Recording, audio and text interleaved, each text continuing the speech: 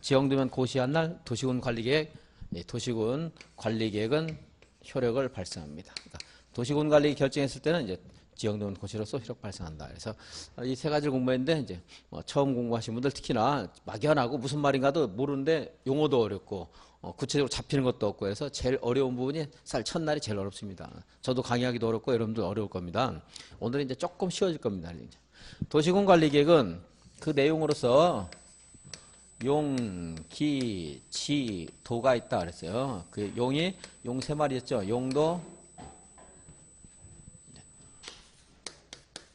용도, 지역, 그리고 용도, 지구,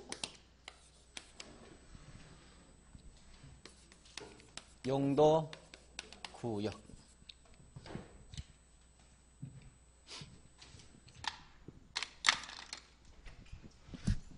용도 구역은 개도시 수입 하는 것이 있습니다.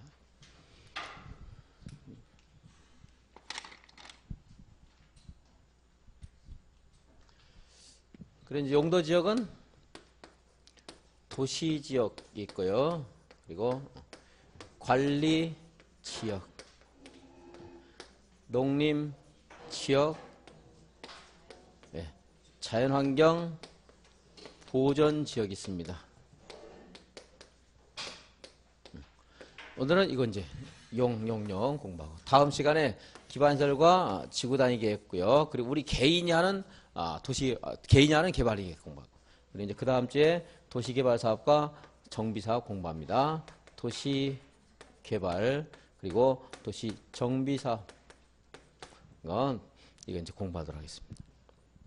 오늘은 이제 용도지역이고요. 이렇게 용도지역은 크게 국토계획 법률로서 여기 국토계획법 공부하고 있는데 국토계획 법률이 있고 국토계획법 시행령이 있고 그리고 국토계획법 시행규칙이 있고요. 그리고 이 하위 규모로서 조례라는 게 있어요. 조례. 그래서 법률, 명령, 조례 이렇게 이제 법체가 있는 거죠. 물론 법률에 헌법이 있지만 우리가 그걸 뭐 알 필요 없고요. 저번 시간에 제가 뭘 설명하다 잘못 말한 것 같은데 시행령이 이제 법률보다 많이 나옵니다. 제가 불령이 많이 나온다 이렇게 착각해서 그날 지금도 아직 완치는 안 되네. 오늘은 좀 많이 나아졌습니다. 그때 너무 정신도 없고 아파서 법률이 그리고 대통령령 이제 시험범위예요. 얘도 시험에 나오기는 불령도 근데 많이 나오진 않고 이제 두세 문제 정도 이렇게 나옵니다. 이제. 조례에 있는 내용은 우리가 알 필요 없어요. 이제 알 수가 없죠. 그런데 조례가 있다는 건 알아야 돼. 이렇게 서열관계가 형성된다는 걸 알아야 됩니다. 그래서 우리가 이제 우리 국민의 권리를 제한할 때는 법률로 제한해요. 이제 헌법에 제한하는 것도 있지만 우리가 알 거 없고 법률로 제한하고 법률이 정하는 범위에서 대통령령으로 이렇게 또 국민의 권리를 제한할 수 있어요. 그리고 대통령령이 정하는 범위에서 조례로 또 제한할 수 있습니다. 얘네들은 다 이렇게 서열관계이기 때문에 법률로서 상한선을 설정해주면 시행령은 그 범위를 초과하면 안 되고 또 조례는 그 범위를 초과하면 안 돼요. 그런데 여기에 이렇게 4개 법률로서 용도지역을 정해줬습니다. 근데 도시지역은 다시 주거지역 그리고 상업지역 공업지역 녹지지역 이렇게 이제 용도지역을 또 4개나 나눠놓고 관리지역은 이렇게 자연환경 보전지역과 성격이 비슷한 관리지역을 보전은 개발하지 말라는 겁니다. 가급적. 그다 놔두라는 거죠. 그래서 그걸 보전관리지역 그럽니다. 보전관리지역.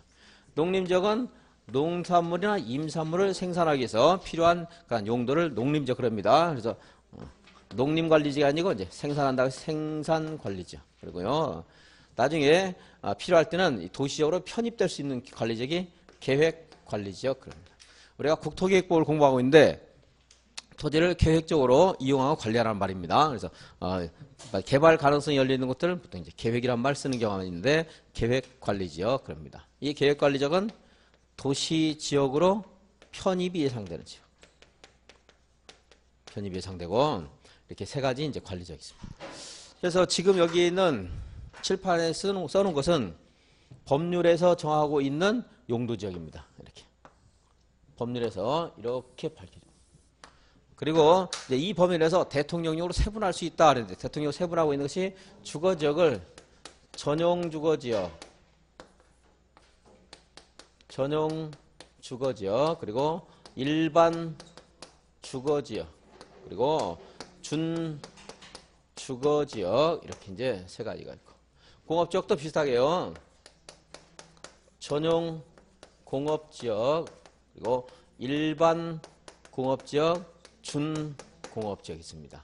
녹지지역은 이제 관리지역과 이제 비슷합니다. 보전 녹지 그리고 생산 녹지.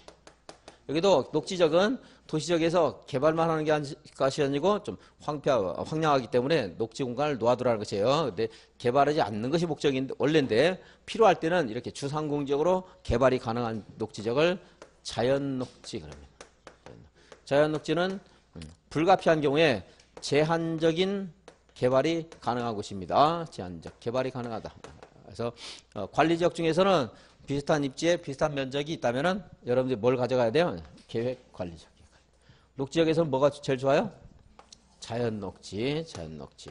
그래서 여기는 이제 풍경이 수려한 곳들이 보전녹지가 될 것이고 농경지 등이 이제 생산녹지가 되는데 여기가 뭐 제일 쓸모가 없는 땅이 사실은 알고 보면 자풀이라든가 웅덩이라든가 이런 게 있습니다. 자연스럽게 녹지공간이 형성된 것들. 그런데 그렇다면 개발할 때 무엇인가를 건축물을 건축할 때는 이런 것들은 보호 가치가 큰 땅이기 때문에 개발하지 않고 얘를 개발하는 게 이게 경제적 용법으로만 보면 얘가 돈으로는 제일 비싼 거지. 자연녹지가 그래도 이제 자연녹지죠. 이렇게 세 가지가 여기 있는 것들은 대통령령으로 정하고 있습니다. 그래서 또 이것을 또 세분할 수 있는데 전용 주거지역은 1종과 2종이 있고 일반 주거지역은 1종, 2종, 3종이 있습니다.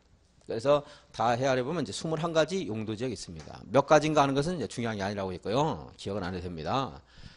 몇 가지다 이렇게 말씀할 때는 항상 이런 것들을 이제 여러분들이 공부하고 넘어갈 때 이해하기 위해서 기억나라고 말씀드린 거지 그 가지수를 기억하라는 건 절대 아닙니다.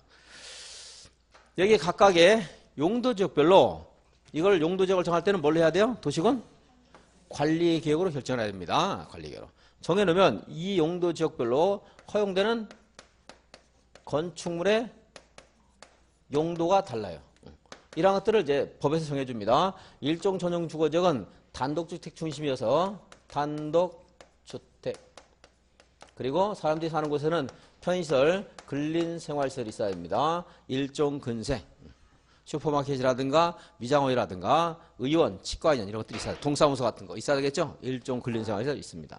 그리고 이종 전용 주거지역은 공동주택 중심입니다. 그래서 단독주택도 되고요.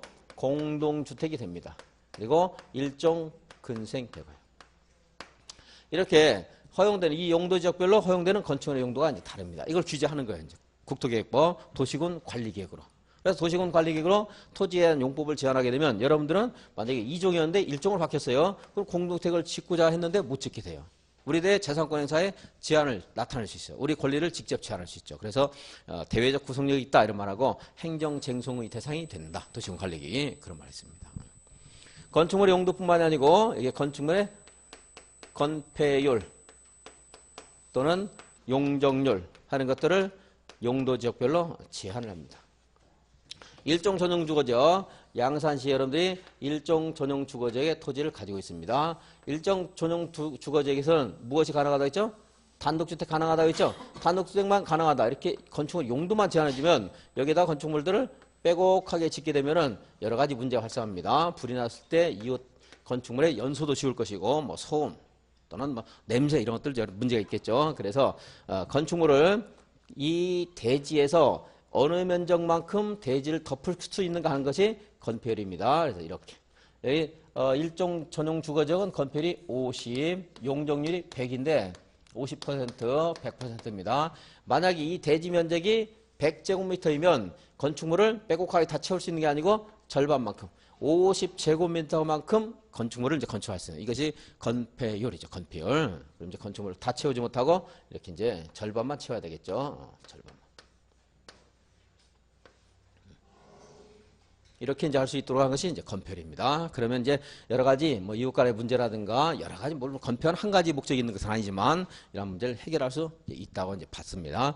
근데 건폐율만 가지고서 해결할 수 없는 문제가 있는 것이 자, 건폐율은요. 맨 밑에 있는 이 건축물이 덮고 있는 맨 아래 부분에 규제입니다. 이것을 아무리 위로 올리더라도 건폐율의 위반 아닙니다. 그렇게 되겠죠?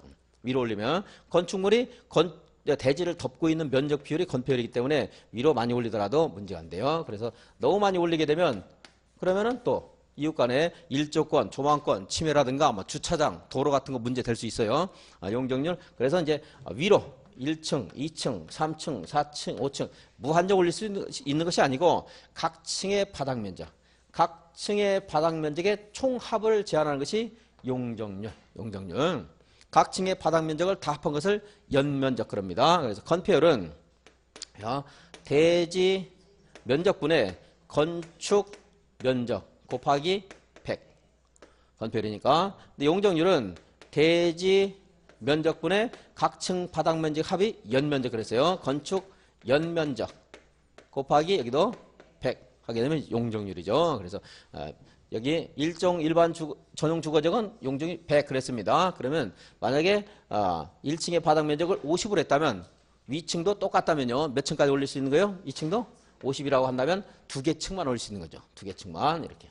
그래서 높이를 이제 용적률은 높이를 규제하는 역할을 이제 하고 있습니다. 물론 이것만이 아니고 여러 가지 목적이 있지만 기능과 목적이 있지만. 그래서 용적률로서 높이를 제한할 수 있을 것이라고 봤는데 또 이것은요. 건폐율은 우리가 건축 면적의 상한선을 말한 것이지 건축 면적 딱 이것만 해야 된다 이게 아니죠. 그러니까 50%만큼 내가 활용할 수 있다는 거지 50%를 활용해야 되는 것은 아닙니다. 따라서 만약에 건폐율 50%를 쓰지 않고 5%만 만약 5제곱미터만 써서 건축물을 올린다 그러면 각 층 바닥 면적을 5제곱미터씩 계속 쓰면은 100을 만들 때 20층까지 올 수 있는 20층까지 50제곱미터를 쓰면 2개층 5제곱미터 쓰면 20층 할 수 있겠죠. 이러한 문제가 있어서 용적률은 건축물의 높이를 간접적으로만 규제할 수 있어요. 직접 규제 못하고. 근데 이런 지금 건축물의 높이를 이걸로 규제할 수 있을 것이라고 생각했는데 못하기 때문에 용도지구라는 새로운 규제 제도를 이제 만든 거예요. 이제. 그래서 용도지구는 양산에 용도지구 여기에 양산시에는 지금 이미 도시지역, 관리지역, 농림지역, 자연환경 보전지역 하는 용도지역이 있습니다. 용도지역이 있는 것을 전제로 해서 여기 용도지구를 이제 지정하는 거예요. 경관지구, 고도지구, 그리고 방제지구,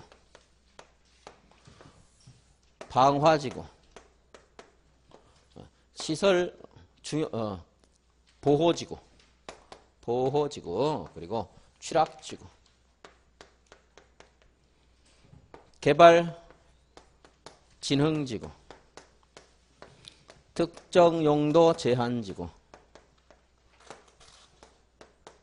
그리고 복합 용도지구 하는 것이 있습니다. 이렇게 해서 고도지구 지정하게 되면 이제 용적률에 관계없이 고도지구에서 정하는 건축물의 높이를 이제 초과하는 건축물을 지을 수가 없어요. 이제. 그래서 고도지구를 정할 때는 어떻게 해야 돼요? 이제 도시군 관리 결정 절차를 밟아야 됩니다. 가서 고도지구를 설정할 만한 필요가 있는가 기초조사 가서 해야 돼요. 그리고 주민들 의견도 듣고 지방의 의견을 듣습니다. 입안했죠? 양산시장 같은 경우는 대도시장이 아니기 때문에 자기가 직접 결정하지 못하고 도지사에게 결정을 신청해야 됩니다. 대도시장 이상은 이제 자기가 직접 결정합니다. 그래서 고도지구 지정해 주십시오. 도지사에게 신청하면 도지사가 관계 행정기관과 협의하고 도시계획는 심의를 거쳐서 결정하면 송부를 해줘요. 양산시장에게. 양산시장이 이제 고시하고 연락할 수 있더라고. 관련된 지형도면 고시하면 고도지구 지정의 효력이 발생해요. 그럼 몇 미터까지 제한되느냐? 이것은 저 도시군 관리계획 고시하면서 알려줘요. 여기서 50m를 초과하는 건축물을 건축할 수 없다. 언제 알려줘요? 도시군 관리계획. 이거 도시군 관리계획 다 정하는 것들이죠. 이거. 도시군 관리계획 정하면서 이제 알려줍니다. 여기 고시하면서 알려준다. 양산 15에 실어준다는 게 여기서. 높이, 고도지구의 최고 높이 같다.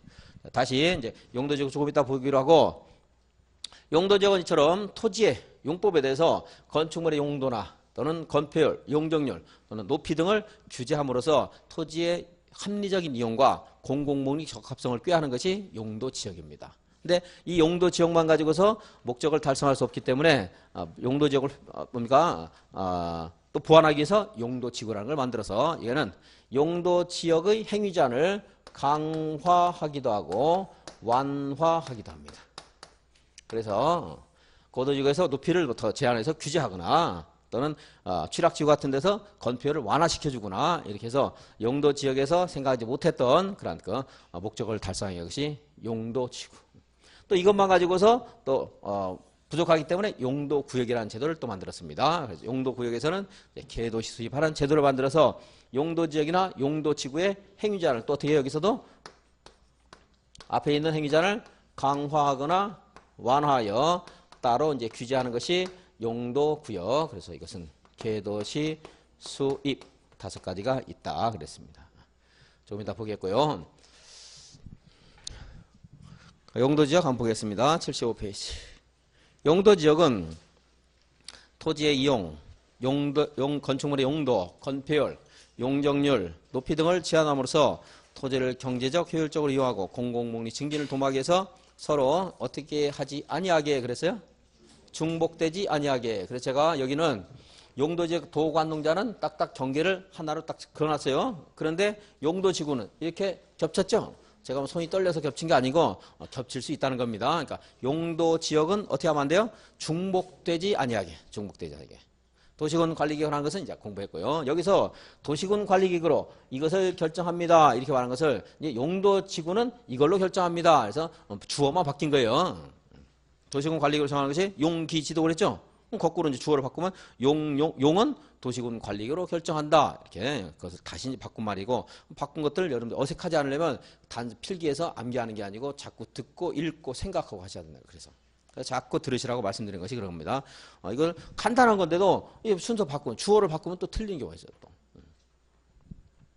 용도지구는 용도지역의 용도, 건폐율, 용적률, 높이 등에 대한 제한을 강화 완화하여 적용함으로써 용도지역의 기능을 증진시키는 등의 역할을 합니다. 물론 기능 증진만이 아니고 이제 공공복리에 적합하게 사회질서를 유지하기 위해서 지정하는 것인데 도시군 관리기구를 하고 여기는 중복되지 아니하게 하는 말이 없죠. 용도지구는 중복 가능합니다. 중복 가능. 거기다 써주시고 그냥 옆에다 용도지구 해놓고 옆에다가 중복 지정 가능. 더 간단히 중복 가능. 중복 지정할 수 있습니다. 용도지구. 다시 또 용도구역은 용도지역이나 용도지구의 행위제한을 강화하거나 완화하여 따로 정함으로써 또 토지의 무질서한 그런 개발을 억제하고 토지의 효율성 또는 공공복리에 적합하도록 하기 위한 것으로서 도시군 관리계획으로 정합니다. 여기에 중복 지정 안 되는 것은 얘네들끼리만 안 돼요. 여기에 아까 제가 21가지가 있다고 했죠. 얘들끼리만 안 되고 용도지역과 용도지구 중복할 수 있죠. 지금 도관농자 위에 이걸 정했습니다. 여기에 또 필요하다면 개도시설, 개발제한구역 이런 거 다 지정할 수 있습니다. 그러니까 용도지구와 용도구역 중복할 수 있습니다. 용도지구끼리도 중복할 수 있죠. 용도지역과 용도지구 중복할 수 있죠. 안 되는 건 뭐만 돼요? 얘네들끼리만 얘네들끼리만. 얘네들끼리 되느냐 안 되느냐는 시험에서 언급 안 하니까 신경 쓰지 않아도 됩니다. 다음 페이지 76페이지 용도지역의 지정권자 이미 딱 공부한 것들입니다. 도시군 관리계획은 이걸 누가 위반합니까? 특광, 별별, 시장, 군수가 위반하고 결정은 시, 도, 지사, 대도시장이 결정합니다. 물론 이 위반을 이 사람들이 안 하고 국장이나 도지사가 위반할 때도 있고 국장이 위반한 것은 국장이 결정할 수 있겠죠. 그러니까 결정권자는 국장, 시도의사, 대도시장, 위반권자는 이 사람들이 위반합니다. 그래서 그런데 이제 여기에는 용기 지도 중에 지구 단위 계획만 시장군수가 결정할 수 있죠. 시장군수가 다른 것들은 여기 용 하는 것은 시장군수가 결정 못합니다. 그래서 자, 지정권자, 국장, 시도의사, 대도시장은 용도 지역의 지정 또는 변경을 도시군 관리계획으로 결정한다. 여기서 이제 주어는 잘 안 바꿔요. 네, 도시군 관리계획으로 결정한다는 말을 도시군 기본계획으로 결정한다 이런 식으로 바꾸니까 주의하셔야 되겠고. 용도지역의 종류를 보겠습니다. 도시지역은 주거지역, 상업지역, 공업지역, 녹지지역이 있다. 관리지역은 보전관리, 생산관리, 계획관리가 있죠. 계획관리적은 어디로 편입이 가능하다고요? 도시적으로 편입이 예상되는데 현재 주변 여건상 도시적으로 딱 지정하지 않고 관리하고 있는 겁니다. 그래서 필요하다면 나중에 도시적으로 편입시키려고 하는 것. 농림지역 그리고 자연환경 보전지역이 있습니다. 자연환경 보전지역은 말 그대로 자연환경을 보전하는 겁니다. 그런데 뭐 자연환경만이 아니고 문화재 같은 것들도 뭐 해인사 주변지역 이런 데도 자연환경 보전지역 지정할 수 있습니다. 문화재 보전 그것도 한번 읽어보시고요. 본래 그 용어의 가능한 사전적 의미와 좀 다른 것들 있을 수 있거든요. 자연환경인데 문화재 사전적 의미와 약간 다르죠. 그런 것들은 한 번씩 보셔야 돼요. 안 그러면 시험장에 봤을 때는 이게 있었는가 없었는가 헷갈려서 이걸 틀렸다고 찾을 가능성이 좀 있기 때문에 그렇습니다. 다음 페이지 용도 지역의 세분 자세히 나눈다는 거죠. 더 세밀하게 나눈다. 국장, 시도이사, 대도시시장은 도시군 관리계획 결정으로 주거지역, 상업지역, 공업지역, 녹지지역을 세분하여 지정할 수 있다. 근데 그 세분하는 것은 이제 대통령령으로 알려주고 있습니다. 그 세분한 내용이 대통령령으로 전용주거지역, 일반주거지역, 준주거지역 그리고 상업지역은 중심상업, 일반상업, 근린상업, 유통상업, 전용공업, 일반공업, 준공업, 보존녹지, 생산녹지, 자연녹지가 있습니다. 자연녹지지역은 도시의 녹지 공간의 확보 등을 위해서 개발을 안 하고 있는 것이지만 불가피한 경우에 주상공 지역이 부족하게 되면 불가피한 경우 어떻게 돼요? 제한적인 개발이 가능하다. 그래서 아까 제가 계획관리와 자연녹지가 좀 성격이 비슷하다 그랬죠? 용어는 다릅니다. 제한적인 개발이 가능하다. 제가 무슨 특별히 강조하는 단어라든가 설명을 자꾸 한다라든가 뭐라고요? 뭐라고요 하는 것들은 기억을 하라는 거예요. 체크했다가 그거 위주로 공부하시면 돼요. 복습하실 때. 3, 4월에는 숫자는 혹시 제가 숫자 암기하는 것을 자꾸 요령을 알려드릴 건데 뭐 기억이 나면 좋고 이제 5월, 6월에 외우셔도 됩니다. 3, 4월까지는 아직은 자꾸 용어들 무슨 뜻인가 무엇인가 이해를 자꾸 하셔야 돼요. 문장 구조를 다 알기는 좀 어렵습니다. 용어들 하나하나 자꾸 들었다가 이해를 하시면은 5월, 6월에 이제 문장 구조를 알게 되고 그리고 또 이제 숫자 같은 건 이제 그때 외우시면 됩니다. 그리고 이제 공업지역은 전용공업, 일반공업, 준공업지역이 있다 하는데 전용공업지역은 우리나라에도 이제 공해성 공업이 필요합니다. 불가피하게 매연을 내뿜는 공단이 필요할 수 있는데 그런 것들을 수용하는 것이 전용공업지역. 전용 공업 용도로 전용하겠다는 거예요. 전적으로 다른 것들은 잘 없겠죠. 공장 말고. 일반 공업지역은 거기 내용을 똑같이 써놨는데 틀렸죠. 일반 공업지역 옆에는 환경을 저해하지 않는 그래야 돼요. 일반 공업은 뭐야? 환경을 저해하지 않는 공업. 환경을 저해하지 않는 공업. 뒤에 있는 분은 보이지도 않을 텐데 죄송합니다. 너무 작게 써서. 환경을 저해하지 않는 공업 배치하는 것이 일반 공업지역. 전용공업지역은 공해성 공업 그리고 일반 공업지역은 그것과 다르겠죠. 내용이 다르니까 분리해놨죠. 환경을 저해하지 않는 공업. 준공업지역은 여기에 공업 기능을 중심으로 하면서도 다른 기능이 보완될 수 있는 것이 준이에요. 준공업. 준한다는 것은 똑같은 건 아니고요. 거의 이제 같다는 말이죠. 그래서 준한다. 그러면은 여기에 공업지역에서도 공단에도 사무실 같은 거 있어야 돼요. 주택도 있어야 돼요. 그래서 준공업지역은 경공업 등을 주로 수용하면서 주거 기능과 상업 기능, 업무 기능의 보완이 필요한 지역이 있어야 돼요. 이거 공단이에요. 공단에. 공해성 공업, 환경을 저해하지 않는 공업. 그리고 공단에도 주택이라든가 사무실 있어야 되겠죠. 그것이 어디야? 준공업지역. 준공업지역. 준주거지역은 주거 기능이 중심이어서 무엇이 보완될 가능성이 있는 거예요? 상업 기능이에요? 공업 기능이에요? 상업 기능이겠죠? 상업 업무 기능의 보완이 필요한 지역이 준주거지역. 공업 기능이 여기 들어오진 않겠죠. 근데 공단에는 주택 기능도 있어야 돼요. 상업 기능뿐만이 아니고. 그러니까 건축물의 용도가 우리 건축법에는 29가지가 있는데 여기마다 각각 허용되는 건축물이 다르다고 했죠. 다른데 가장 다양한 형태의 건축물이 가능한 지역이 여기에 준공업지역. 상업, 공업, 주거 다 가능하기 때문에. 여기가 제일 다양한 기능. 가장 제한이 많은 것이 자연환경 보전지역. 그리고 보전녹지, 보전관리. 보전 붙은 것이 제일 많아요. 근데 그중에서 자연환경 보전지역이 제일 제한이 많겠죠. 규제가. 상업지역은 중심상업지역, 일반상업지역, 그리고 유통상업지역, 근린 상업지역 이렇게 있습니다. 우리 법에는 사실 이렇게 중일 근통돼 있는데 저는 중일 통근 이렇게 외우고요. 우리 책은 그래도 이렇게 돼 있네요. 다행히. 그리고 이제 주거지역 보겠습니다. 주거지역은 준주거지역 보죠. 준공업지역 읽어드리고 넘어가겠습니다. 공업을 순용하되 주거 상업 업무 기능의 보완이 필요한 지역. 다음에 이제 상업지역은 여러분들 시간 될 때 뭐 보시고 안 봐도 되고요. 주거지역, 준주거지역. 주거 기능 위주로 이를 지원하는 일부 상업 기능이나 업무 기능을 보완하기 위해서 필요한 지역 그랬습니다. 그리고 전용 주거지역부터 보면요. 전용은 주택 용도로 전적으로 쓰겠다는 거죠. 주택이라면요. 우리 가족들이 모여 사는 곳인데 가장 그런 바람직한 주택은 조용해야 돼. 조용해. 그죠? 조용하고 쾌적하고 시끌시끌한 것 있으면 안 되겠죠. 시끄럽고 하는 것들 바람직하지 않습니다. 그래서 양호한 주거 환경을 보호하기 위한 것이다 하고요. 그러니까 아주 쾌적하고 안락하고 조용한 것. 일종 전주는 단독주택 중심의 양호한 주거 환경. 이종 전주는 무슨 주택? 공동주택.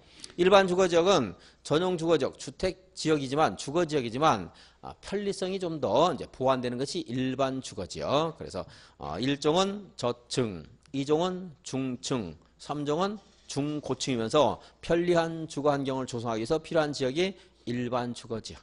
그리고 이보다 좀 더 편리한 것이 강조되는 것이 이제 준주거지역. 그러니까 상업기능, 업무기능 이것이 필요한 것들이 준주거지역입니다. 이렇게 해서 용도지역을 이제 세분해서 봤고요. 여기에 있는 용도지역별로 허용되는 건축물, 건폐율, 용적률 하는 것들이 다를 수가 있습니다. 좀 이따 이제 공부를 하겠고. 용도지역을 정할 때는 뭘로 해야 돼요? 도시군 관리계획 결정 절차를 밟아야 됩니다. 그런데 이런 도시군 관리계획 없이 너무 뻔할 때는 자동적으로 용도지역이 결정되는 경우가 있어요. 세 가지가 있는데 먼저 1. 매립구역. 바다를 메우는 거예요. 말하는 겁니다. 공유수면 매립구역. 이렇게. 대한민국의 토지는 다 도시지역, 관리지역, 농림지역, 자연환경 보전지역 이런 게 있죠. 그래서 바다를 여기 메웠어요. 바다를 메웠는데 이 메운 목적이 농경지 조성을 위해서 메웠대요. 농경지 조성을 위해서 메웠는데 마침 이웃하고 있는 토지 용도지역이 어때요? 얘하고 성격이. 같죠? 같을 때는 이웃하고 있는 용도지역으로 자동으로 결정된 것으로 본다. 그 결정은 이거 이제 공사 다 끝나면 이제 준공인가를 받아야 되는데 준공인가 받은 날로부터 자동 결정된 것으로 본다. 그래요. 그런데 여기다가 농지 조성을 해서 이렇게 바다를 메웠는데 그러니까 이웃하고 있는 용도지역과 서로 내용이 달라요. 그럴 때는 도시군 관리 결정 절차를 밟아야 돼요. 농림지역에서 여기 농경지 조성을 해서 바다를 메웠어요. 기초사 하나만 가보면 농사짓기에 적합하겠죠. 주민들 의견 들어보면 반대하는 사람 있어요, 없어요? 있긴 있어요. 있긴 있겠죠. 그런데 자 보세요. 주민들 의견 청취한 결과 타당하다고 인정하면 반영해야 된다. 그래요. 우리 법에서. 타당하다고 인정 반영해야 돼요. 근데 여기서 반대하는 의견은 타당하다고 보기가 곤란할 겁니다. 반영 안 될 거예요. 그래서 그리고 지방의 의견을 들어도 반대하는 의견 별로 타당하다고 볼 수 없고 협의 심의에 걸쳐도 통과될 가능성은 거의 99.9%. 그러니까 이웃하고 있는 용도지역과 성격이 같을 때는 자동으로 이웃하고 있는 용도적으로 결정된 것으로 본다 하더라도 부당성이 인정되지 않겠죠. 충분히 돼요. 그래서 매립구역이 이렇게 같은 경우 그때는 자동 결정돼요. 그런데 같지 않고 다른 경우 아까 말씀드린 것처럼 이렇게 다른 경우 도시적 옆에 농지 조성을 해서 매립을 했어요. 가서 조사해보면 농사짓기는 적합할 거예요. 돌로 메우진 않았겠죠. 농지조성이니까 충분히 농사짓기 적합한데 근데 여기 농사짓다 보면 이웃한 그 주거지역에 농약 같은 것들이 날라들 수도 있고 하니까 반대하는 명분도 타당할 수 있어서 이 절차를 한번 밟아봐야 돼요. 밟아서 무조건 각하된다는 거 아니고요. 밟아보면 그것이 이제 농림지역이 될 수도 있고 아닐 수도 있는 거죠. 그러니까 이 절차를 한번 밟는 것은 의미가 있는 거예요. 근데 같을 때는 별로 의미가 없죠. 다를 때는 뭐 다른 경우라든가 이렇게 둘리상에 걸쳤다라든가 또는 이렇게 했는데 여기 똑같네. 한쪽은 농림지역인데 한쪽은 뭐 다른 지역이라든가 이건 이렇게 걸쳐 있다고 그러고 이건 둘리상이 이웃한다고 그러는데 어쨌든 간에 완전하게 이렇게 딱 일치하지 않을 때는 도시군 관리계획으로 결정을 해줘야 됩니다. 두 번째 이제 도시지역 의제. 도시지역 의제. 도시지역 의제는요. 이제 도시지역이 아닌 이러한 곳에 관농자 지역에 항만구역, 어항구역, 그리고 산업단지, 택지개발지구, 전원개발사업구역 하는 것들. 이건 전원은 이제 전기 생산하는 것을 말하는 겁니다. 전기 생산한 화력발전소, 원자력발전소 같은 설치하기 위해서 전원개발사업구역을 정하거나 여기에 택지개발지구를 지정하거나 산업단지를 지정하게 되면 이 지정을 하면 또 고시를 해줍니다. 지정되었다고. 지정 고시가 되면 도시적으로 결정되어 고시된 것으로 본다 돼 있어요. 여기에 택지개발지구를 지정했어요. 택지개발지구를 지정한 것은 주택을 건설할 수 있는 대지를 조성하기 위한 거죠. 그래서 그러면은 여기에 또 이미 택지개발지구 지정할 때 가서 다 기초조사 등을 거쳐서요. 충분히 도시적으로 주택을 건설하기에 적합하다는 평가를 내려서 지정을 했을 거예요. 그래서 택지개발지구로 지정 고시가 되면 도시적으로 결정되어 고시된 것으로 본다. 그래서요. 뭐가 있어요? 또 그리고 항만구역, 어항구역 이런 곳에 항만구역, 어항구역이 지정되면 이 공유수면이 도시적으로 의지가 돼서 이게 고깃배라든가 위람선 같은 것들이 드나들기에 필요한 시설 같은 것들, 건축물 같은 것, 등대 같은 거 설치할 수 있도록 도시적으로 의지를 합니다. 도시적인 건축물 건축할 수 있잖아요. 이런 것들은 개발하는 것이 아니죠. 주로. 녹지지역, 관리지역, 내에서 관리지역, 농림지역, 자연환경 보전지역, 건축행위가 허용되지 않는 것이 원칙이기 때문에 여기 건축물을 건축하려면 어떻게 해야 돼요? 이게 도시적으로 의지할 필요가 있거든요. 어디를? 공유수면 부분을, 물 있는 부분을. 다만 얘가 지금 그러면 자연환경 보전지역인데 이러면은 도시적으로 의지가 안 됩니다. 얘가 연접하고 있는 이 부분이 도시지역이어야 돼요. 어디가요? 이 바다가. 어항구역, 항만구역이 어디에 연접해 있어야 돼요? 쭉 연달아서 쭉 접했다고 해서 연접. 그런데 도시적에 연접해 있을 때만. 그러니까 항만구역, 어항구역은 그냥 외우면 안 되고 얘는 도시지역에 연접해 있는 경우에만 도시적으로 의지합니다. 그리고 이제 산업단지, 택지개발지구, 전원개발사업구역은 도시적으로 의지하는데 전원개발사업구역에서 하나 빠지는 게 수력발전소는 안 돼요. 원자력발전소, 화력발전소 여기 건설하겠다고 하게 되면 건축물도 건축해야 되고 주택도 있어야 되고 사원주택 또 관리하는 사무실 같은 것도 있어야 될 것이고 많은 건축물이 다양하게 건축행위가 활발하게 행해져야 되겠죠. 그러니까 전원개발사업구역은 도시적으로 의지하는데 수력발전소는 댐 조성해서 그 주변에 무슨 특별한 건축행위가 더 이상 활발하게 진행될 필요는 없죠. 그죠? 그래서 수력발전소는 도시적으로 의지하지 않습니다. 산업단지는 도시적 의지해야 되는데 농공단지는 도시적 의지하지 않습니다. 농공단지는 농림지역일 수도 있어요. 산업단지는 도시적이 되는데 이렇게 세 번째 이게 2번이죠. 3번 농림지역 의제가 있습니다. 농림지역 의제 너무 길게 하면 여러분들 책에 볼 때 헷갈리니까 이거부터 하고 이거 체크하고 이것도 해드리겠습니다. 자, 매립구역부터 체크, 교재 79페이지. 본래 용도지역은 도시군 관리계획으로 결정해야 되죠. 그런데 2번, 양괄 2번에 지정절차 특례 공유수면 바다, 공유수면 매립 목적이 매립구역과 이웃하고 있는 토지의 용도지역의 내용과 어떻게 하면 같으면 그것부터 해야 되는 같으면 두 번째 줄 같으면 두 번째 줄 같으면 세 줄 내려가면 본다 같으면 본다 같으면 본다 외가로 2번 첫 번째 줄 다른 경우 뭘 체크하면 되겠어요 이제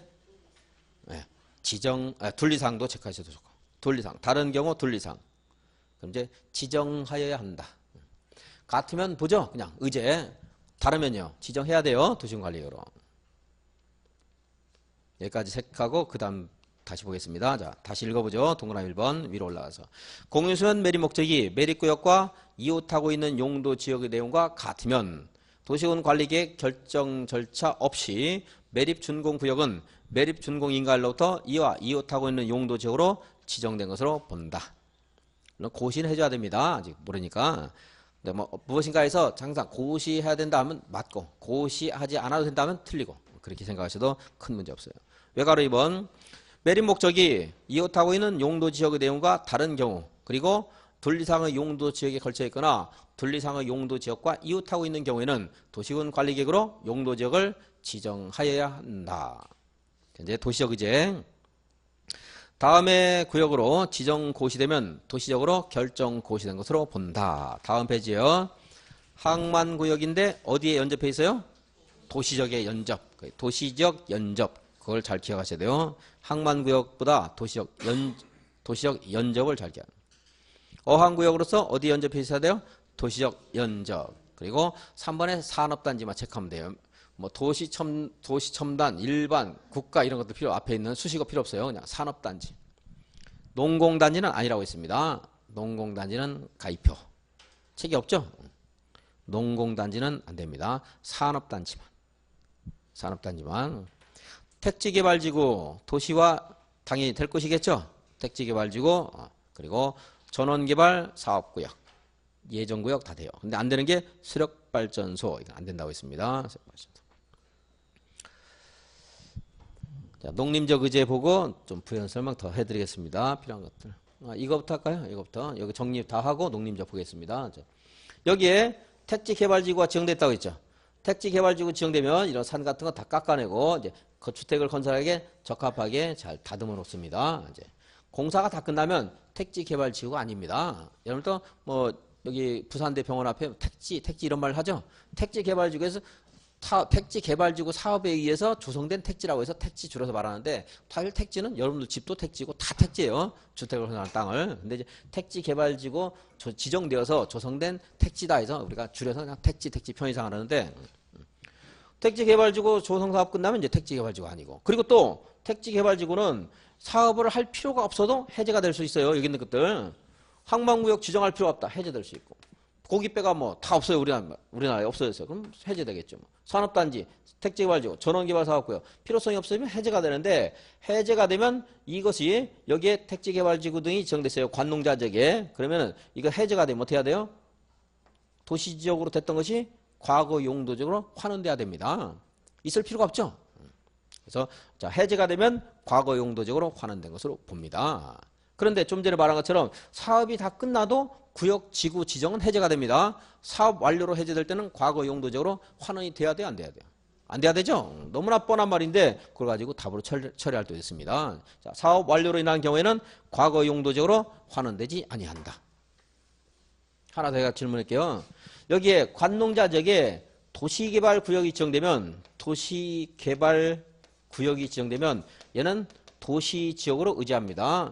뭐 도시 만들겠다고 개발구역 정했죠? 도시적 의지하게 되는데 도시개발구역 지정이 이것이 중간에 사업이 불상사에서 해제가 됐어요. 그럼 과거 용도적으로 환원된다? 되지 않는다? 도시개발구역 지정이 사업 실패로 해제가 됐어요. 그러면 과거 용도적으로 환원돼요? 안 돼요? 택지개발지구 이거 필요가 없어서 해제가 됐어요. 과거 용도적으로 환원돼요? 안 돼요? 해야 되죠? 사업 완료로 인한 경우에는요. 안 되죠. 도시개발구역이 사업 실패로 해제가 됐어요. 과거 용도적으로 환원돼야 안 돼요? 되잖아요. 당연히 사업 실패 필요가 없어져서 도시화 시킬 필요가 없어졌는데 사업 완료로 인한 경우에는 해제가 과거 용도로 환원돼야 안 돼요? 도시개발구역 사업 다 끝났어요. 이제 안 되죠. 여기서 나와요. 똑같은 거 잘 이해하시면 돼요. 필요가 우리나라에 주택이 넘쳐서 필요가 없어졌어요. 택지개발지구 지정 해제될 수 있죠. 걔를 도시로 놔둘 필요가 없잖아요. 근데 여기에 택지가 다 조성돼서 아파트 짓는 일만 남았어요. 도시가 과거 용도로 환원되면 안 되잖아요. 도시개발구역도 똑같아요. 마찬가지겠죠. 이해를 하시면 되고. 근데 해제 여기에 이제 이걸 한번 볼게요. 여기서 3월 5일에 택지개발지구 지정됐어요. 3월 15일에 택지개발구 지정이 해제가 됐습니다. 그런데 여기서 3월 10일에 개발행위 허가를 받아서 과거 용도적으로 환원되면 허용되지 않는 행위인데 여기서 개발행위를 시작한 사람이 있다면 해제에도 불구하고 공사를 계속할 수 있습니다. 기득권포. 이것도 어디나 다 마찬가지예요. 여기서도 도시개발구역 지정 해제되어서 과거 용도적으로 환원이 됐어요. 그런데 환원되기 전에 공사를 시작한 사람은 계속하여 공사를 할 수 있다. 이건 뭐 여기에서만 있는 것도 아니고 여기만 있는 것도 아니고 어디서나 도시군 관리 관련될 때는 이미 공사를 시작한 사람은 권리를 침해할 수는 없다는 것은 어디나 다 똑같습니다. 그리고 공사 완료로 인한 경우에는 과거 용도적으로 환원시키면 안 돼요. 당연히. 이거 도시 만들려고 지정했는데 과거 용도로 환원시키면 공사만 하기 위해서 도시적 했겠습니까? 아니요. 공사 이후에 주택을 건설하기 위해서 도시적 한 겁니다. 과거 용도적으로 환원되면 안 되고. 그렇죠.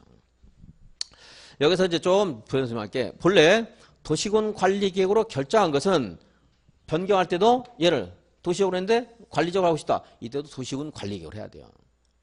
또 앞으로 이제 도시군 관리계획으로 결정한 기반시설, 지구단위 계획구역 하는 것들 해제할 때도 원래는 도시군 관리계획으로 해제를 시켜줘야 돼요. 폐지하는 것도. 그런데 그 폐지를 행정관청에서 안 하고 있는데 폐지를 안 하게 되면 우리들이 굉장히 주민들이 고통스러운 경우도 있습니다. 그럴 때는 일정한 기간 지나면 자동에서 해제된 것으로 본다 하는 경우도 이제 가끔 있어요. 이제. 다음 시간에 이제 볼 겁니다. 본래는 해제를. 그런데 그래서 여기서 자, 택지개발지구 지정이 해제가 된 경우에는 용도지역도 과거 용도지역을 변경할 때도 다시 도시군 관리계획을 밟아야 되는데 그때는 밟을 필요 없이 과거 용도적으로 환원시키는 것이 누가 봐도 타당하겠죠. 그럴 때는 이제 해제된 것으로 과거 용도적으로 환원된 것으로 본다 이런 말이에요. 자, 그 이치는 이제 공부를 자꾸 하면서 여러분들이 이해하더라도 여기서 다시 정리하면 도시적 의제되는 게 있었죠. 항만구역은 어디에 연접해 있을 때? 도시에 연접해 있을 때. 그리고 이제 산업단지, 택지개발지구, 천원개발사업구역, 농공단지나 수력발전소 아니라고 했고요. 구역 지정이 해제가 되면 과거 용도적으로 환원된 것으로 본다. 그런데 공사 완료로 해제가 될 때는 환원되지 않는다고 했습니다. 환원되기 전에 이미 공사를 시작한 사람은 환원에도 불구하고 공사를 계속할 수 있다. 그랬습니다. 여기까지 이제 보시면 돼요. 그게 180페이지 양괄호 4번에 동그라미 2번입니다. 위에서 네모에 있는 도시적으로 의지한 것이 해제되는 경우 첫 번째 동그라미 2번 80페이지 밑에 있는 동그라미 2번 해제 두 번째 줄 괄호 안에 완료 그리고 거기 두 줄 내려가면 환원이죠. 해제 환원. 먼저 해제부터 해제되는 경우에는 과거 용도적으로 환원된 것으로 본다. 물론 다른 법률 등에 특별한 규정이 있으면 그 법에 따르면 돼요. 그런데 괄호 안에 개발사업 완료로 해제되는 경우에는 제외한다. 그러니까 과거 용도적으로 환원되지 아니한다 이 말이고. 다음 페이지 동그라미 3번 첫 번째 줄 사업이나 공사의 착수 세 줄 내려가면 계속할 수 있다. 사업이나 공사에 착수한 자는 해제에도 불구하고 용도지역 환원에도 불구하고 사업이나 공사를 계속할 수 있다. 마지막으로는 의제 농림적 의제 보겠습니다. 농림적 의제. 농림지역은요 이제 두 가지가 있어요. 농업 진흥지역. 또 하나는 보전산지.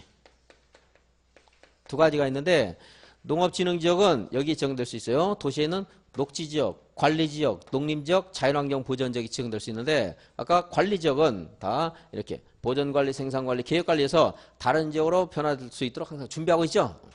관리지역에 농업진흥지역이 지정고시가 되면 어디예요? 여기 관리지역에.